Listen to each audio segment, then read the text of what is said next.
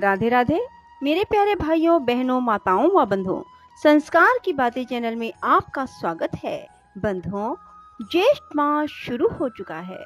बंधुओं, जैसे बैसाख मास भगवान विष्णु को प्रिय है, उसी प्रकार ज्येष्ठ मास भी भगवान विष्णु को बहुत प्रिय है। बंधुओं, मैं आपको सुनाने जा रही हूँ ज्येष्ठ मास में रोजाना सुनी जाने वाली कथा। बंधुओं, जो मनुष्य भी ज्येष्ठ मास में इस कथा को सुनते हैं, उन्हें वैकुंठ लोक की प्राप्ति होती है।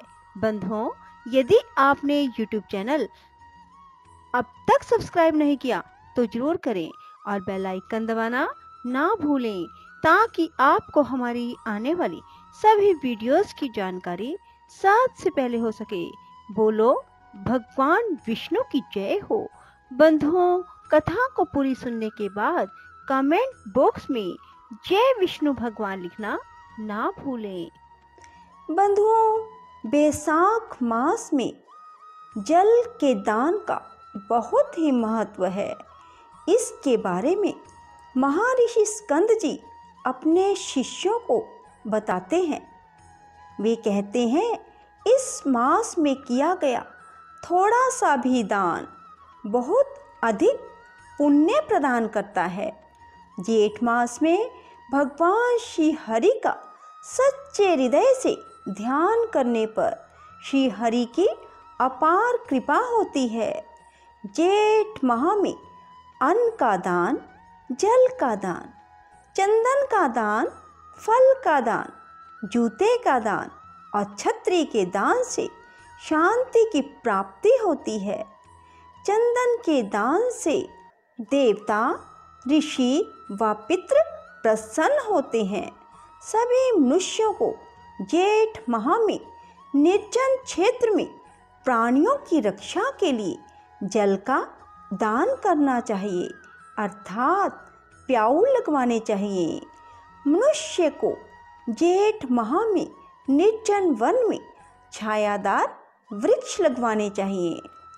बंधुओं, यदि ऐसा करते हैं तो आप पर श्री हरि की अपार कृपा होती है। जेठ माह में जल जैसा दान हो ही नहीं सकता। जो मनुष्य जेठ माह में जल का दान नहीं करता, वह मृत्यु के बाद नरक की यातना भोगकर पपीहे की योनि में जाता है। इस विषय में तुम्हें एक कथा सुनाने जा रही हूँ। त्रेता युग के अंत में महिष्मती नगर में एक ब्राह्मण रहता था। उसका नाम था सुमंत और उसकी पत्नी का नाम था गुणवती और उसके पुत्र का नाम देव शर्मा था। एक दिन वह ब्राह्मण समाधि लगाने के लिए वन में गया। कुछ समय समाधि लगा। वहाँ सुंदर सरोवर का जल पीकर सरोवर के पास ही वृक्ष की छाया के नीचे सो गया। जो भी जीव वहाँ पानी पीने के लिए आता, वह ब्राह्मण को देखकर डर कर भाग जाता और जल पीने से वंचित रह जाता। कुछ नन्हे जीव तो प्यास के कारण मृत्यु को प्राप्त हो गए। सूर्य अस्त होने पर ब्राह्मण अपने घर लौट गया। अनजाने में उससे जीव हत्या जैसा पाप हो गया।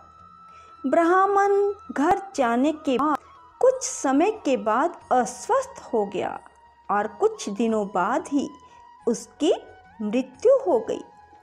उसकी मृत्यु के बाद उसकी पत्नी भी उसके साथ ही सती हो गई, क्योंकि ब्राह्मण को अज्ञात दोष लगा था।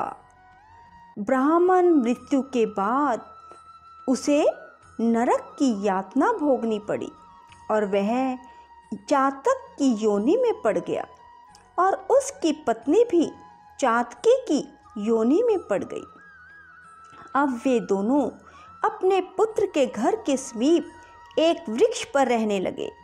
चातक अपने पूर्व जन्मों के कर्मों को याद करता है और जोर जोर से रोता है।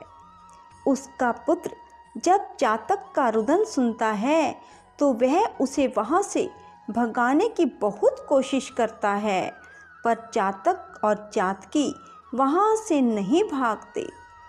ऐसा करने पर वह बहुत दुखी हो जाता है और क्या करता है कि वृक्ष को आग लगा देता है।